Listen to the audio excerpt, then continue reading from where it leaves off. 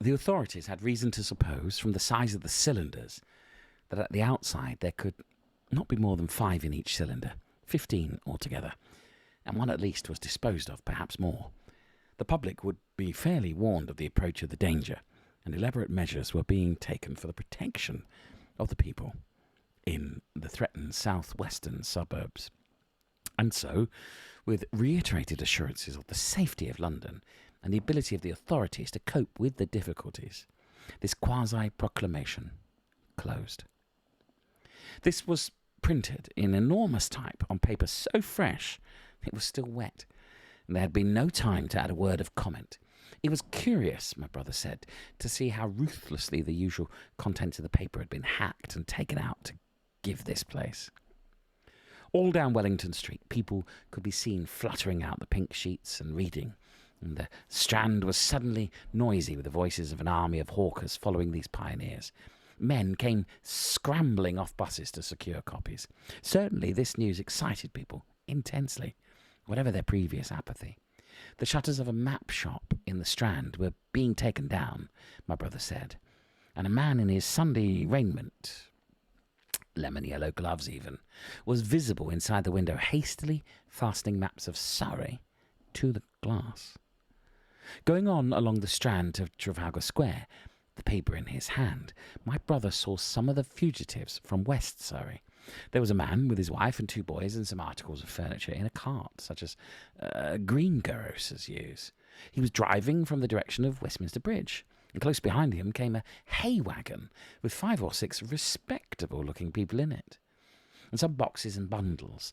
The faces of these people were haggard, and their entire appearance contrasted conspicuously with the Sabbath-best appearance of the people on the omnibuses. People in fashionable clothing peeped at them out of cabs.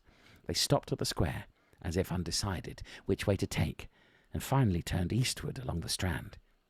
Some way behind these came a man in workday clothes, riding one of those old-fashioned tricycles with a small front wheel. He was dirty and white in the face. My brother turned down towards Victoria and met a number of such people. He had a vague idea that he might see something of me. He noticed an unusual number of police regulating the traffic. Some of the refugees were exchanging news with the people on omnibuses. One was professing to have seen the Martians. Boilers on stilts, I tell you, striding along like men. Most of them were excited and animated by their strange experience. Beyond Victoria, the public houses were doing a lively trade with these arrivals. At all the street corners, groups of people were reading papers, talking excitedly, or staring at these unusual Sunday visitors. They seemed to increase as night drew on, until at last the roads, my brother said, were like Epsom High Street on a Derby day. My brother addressed several of these fugitives and got unsatisfactory answers from most. None of them could tell him any news of Woking except one man who assured him that Woking had been entirely destroyed on the previous night. I came from Byfleet, he said. A man on a bicycle came through the place in the early morning and ran from door to door, warning us to come away. Then came soldiers. We went out to look, and there were clouds of smoke to the south. Nothing but smoke. Not a soul coming that way. Then we heard the guns at Chertsey, and folks coming from Weybridge. So I've locked up my house and come on. At that time, there was a strong feeling in the streets that the authorities were to blame for their incapacity to dispose of the invaders without all this inconvenience. About 8 o'clock, a noise of heavy firing was distinctly audible all over the south of London.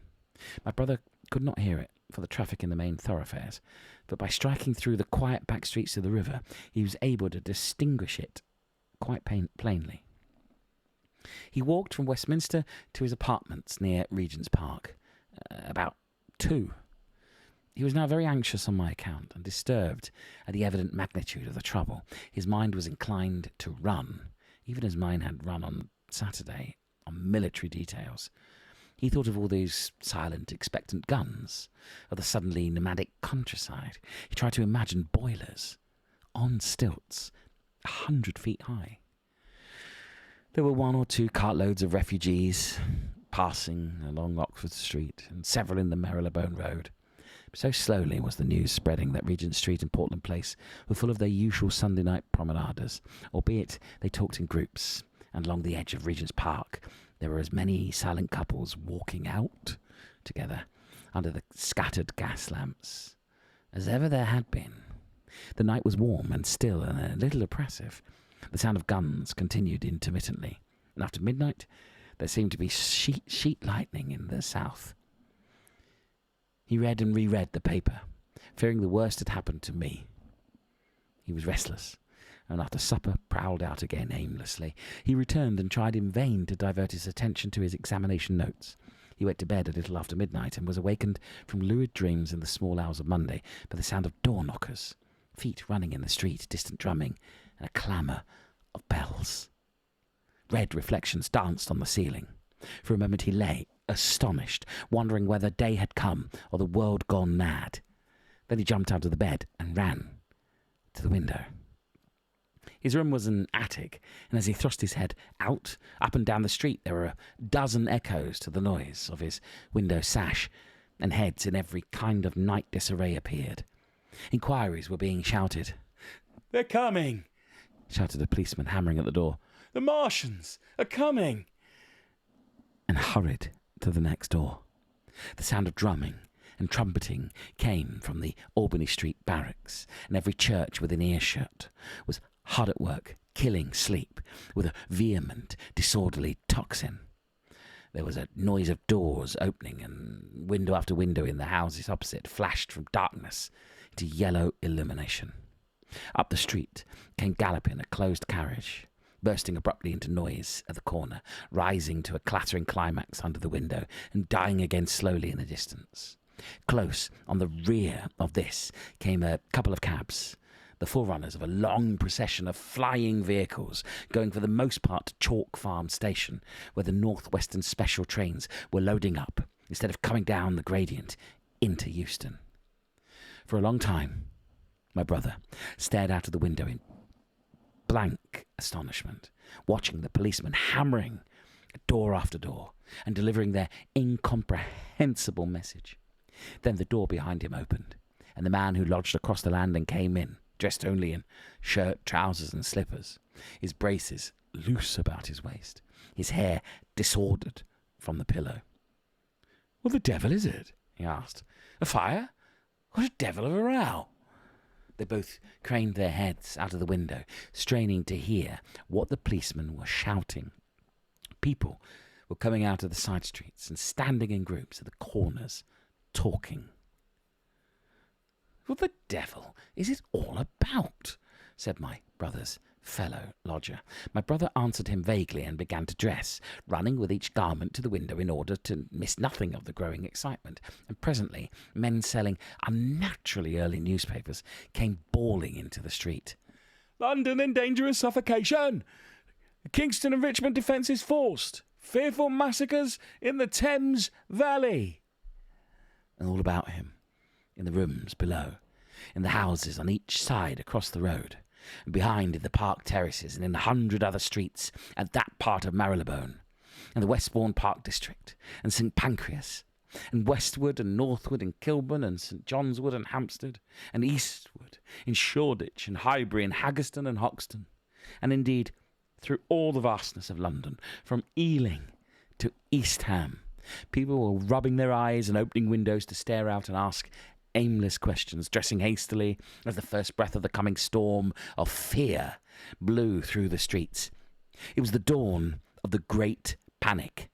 London, which had gone to bed on Sunday night oblivious and inert, was awakened, and in the small hours of Monday morning, to a vivid sense of danger.